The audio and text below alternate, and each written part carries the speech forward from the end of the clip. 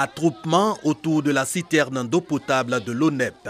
La scène se déroule à Sakiaré, un village moderne du district autonome de Yamoussoukro, pourtant équipé d'infrastructures d'eau potable. Au robinet, là, l'eau ne vient pas. Comme on ne gagne pas l'eau là, on prend un bidon là pour aller payer. Quand l'eau coupe là, ça peut faire 2 mois, 3 mois. On va au marigot pour aller chercher d'eau pour boire. Impossible donc de s'abreuver au château d'eau de Sakiaré. La pénurie d'eau dans ce village prévaut aussi dans 6 localités voisines. Raison, vétusté des infrastructures, accroissement de la population. Ces localités-là sont alimentées à partir de forages et avec les changements climatiques, ces forages-là connaissent une chute de débit. La quantité d'eau nécessaire pour alimenter cette population est de 510 mètres cubes jour. Malheureusement, nous ne produisons que 180 mètres cubes. Voici la solution pour Sakiaré et les 6 autres villages se partageant la pénurie d'eau. De cette vanne ainsi ouverte ce samedi 8 août 2020, coule désormais de l'eau potable et la sécurité quant à l'accès des populations de cette localité à l'eau potable s'en trouve assurée. Résultat du raccordement de Sakiaré, Menou, Koriako, Ndebo, Lolobo, Konakofikro et Ndenou au réseau d'eau potable de Yamoussoukro. Des travaux dans la vision du chef de l'État pour assurer le bien-être et l'épanouissement des populations. 14 800 personnes auront accès à l'eau potable de manière continue. Cela permettra d'améliorer la situation sanitaire des populations, de réduire les corvées d'eau imposées aux femmes et surtout aux enfants et particulièrement aux jeunes filles. Le gouvernement a réalisé de nombreux chantiers dans le secteur de l'électricité, de l'eau potable, de la santé, de l'éducation, de la sécurité, de la salubrité et des infrastructures routières. C'est tout le sens du programme social avec un service public accessible, efficace et de qualité. 5 mois, la durée des travaux de raccordement de cette localité au réseau d'eau potable de Yamoussoukro. Coût 318 millions de francs CFA financés par l'État dans le cadre du programme Eau potable pour tous.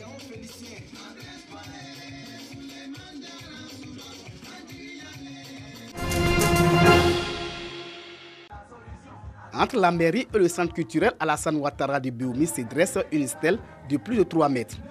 Une stèle représentée par 2 hommes qui tiennent la carte du département de Béoumi et une colombe. Autour d'eux, 2 enfants symbolisant la paix retrouvée entre les différentes communautés de la ville.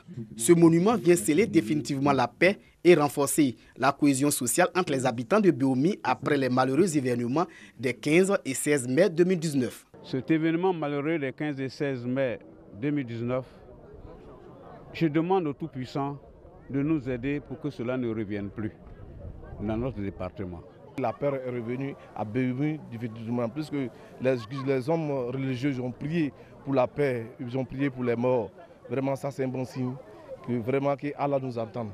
Le ministre de la Communication et des Médias a salué les efforts consentis par les autorités étatiques, coutumières et religieuses pour juguler la crise qui a secoué le département de Béoumi. Pour Sidi Touré, cette stèle est le symbole d'une nouvelle alliance et du renforcement de la cohésion sociale entre les différentes communautés.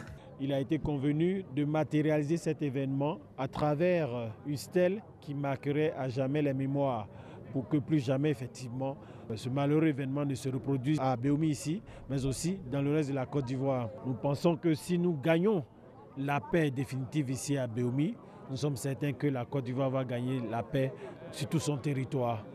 La réalisation de cette stèle a eu le soutien du ministère de la Solidarité, de la Cohésion sociale et de la lutte contre la pauvreté.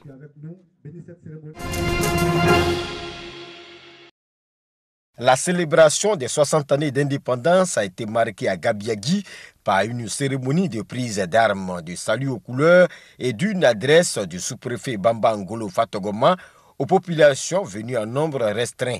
Le représentant du chef de l'État à Gabiagui a rappelé les acquis en matière d'électrification et d'adduction en eau potable dans le cadre du programme social du gouvernement. Le sous-préfet Bambangolo Fatogoma a terminé son discours en demandant aux populations de continuer à respecter les mesures barrières. Grand Bérébi, cérémonie de prise d'armes, revue des troupes, salut aux couleurs. Puis, le discours du sous-préfet Victoire Vamoudri, qui a dénoncé la récurrence des conflits fonciers et des conflits de chefferie dans la sous-préfecture de Grand Bérébi. Elle invite donc la chefferie traditionnelle à s'impliquer davantage afin de trouver des solutions durables à ces problèmes dans l'impartialité et la paix. C'est par un défilé militaire que la commémoration des 60 années d'indépendance de la Côte d'Ivoire à Grand Bérébi a pris fin. À Brobo, c'est l'enceinte de la sous-préfecture qui a abrité la cérémonie marquant le 60e anniversaire de l'indépendance de la Côte d'Ivoire. Une commémoration sobre, loin des animations de grands jours habituels, pour respecter les mesures barrières à la Covid-19. Occasion pour le sous-préfet de Brobo de saluer tous les efforts du gouvernement dans la lutte contre la pandémie. Louis Bonaventure a rendu hommage au président Alassane Ouattara pour toutes ses actions de développement et invité les fils et filles de la localité à la paix et à la cohésion sociale pour préserver ses acquis. Salut aux couleurs et passage en revue des troupes ont constitué les temps forts de cette célébration. Après son premier roman intitulé « Quand le ciel te tombe sur la tête », édité en France en 2019, Viviane Nyango remet le couvert avec « Sans frontières l'amour ».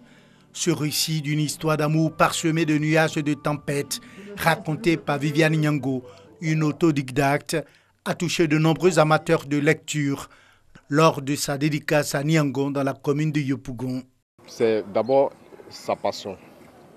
Le fait d'avoir l'envie d'écrire et voyant son niveau peut-être pas trop élevé, mais qui a une parfaite connaissance de la lecture.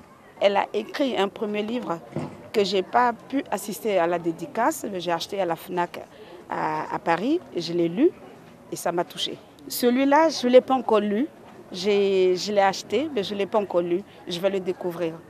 Cette cérémonie de présentation et de dédicace de Sans frontières l'amour a mobilisé de nombreuses personnes de différentes couches sociales.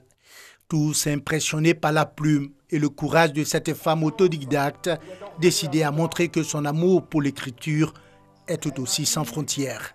Dans les écrits, il y a beaucoup de conseils qui en sortent. C'est parce que les Ivoiriens, généralement, ils ne lisent pas beaucoup. Mais quand même, je sais qu'il y en a qui ont l'amour de la lecture. Et ceux qui ont l'amour de la lecture, quand ils vont lire mes livres, ils vont voir qu'à la fin, il y a toujours une leçon à retenir. Et je veux que beaucoup d'Ivoiriens retiennent mes leçons. J'ai toujours envie de laisser quelque chose sur cette terre des hommes. Passionnée d'écriture aussi bien que de culture, Viviane Nyango a donné à la cérémonie de dédicace de son roman un cachet spécial. 8 personnes, dont 2 Nigériens et 6 Français, ont été tués dans une attaque contre un véhicule d'organisation humanitaire Acted dans le parc animalier de Kouré au Niger. Les assaillants, des hommes armés arrivés à moto, ont pris la fuite. Les forces de sécurité nigériennes procèdent à des opérations de ratissage aidées par l'armée française. Les victimes se rendaient dans le parc où vivent les dernières girafes d'Afrique de l'Ouest, une zone qui n'avait fait l'objet d'aucune alerte sécuritaire et qui n'était pas interdite à la visite. Criblé de balles, le 4x4 de l'ONG Acted a pris feu. Les corps des 2 premières victimes, le chauffeur de la voiture et un des expatriés, sont complètement calcinés. 5 autres personnes ont été abattues à bout portant et une femme qui avait réussi à s'enfuir a été rattrapée par ses bourreaux et tuée à son tour selon les témoignages. Les victimes sont 6 Français et leurs 2 accompagnateurs nigériens, le chauffeur et le président de l'association des guides locaux. Les Français étaient, au moins pour certains, employés de l'organisation non gouvernementale Acted qui lutte pour l'amélioration des conditions de vie des populations. L'identité des assaillants n'est pas connue, pas plus que la direction vers laquelle ils ont fui. Plusieurs hypothèses ont été envisagées.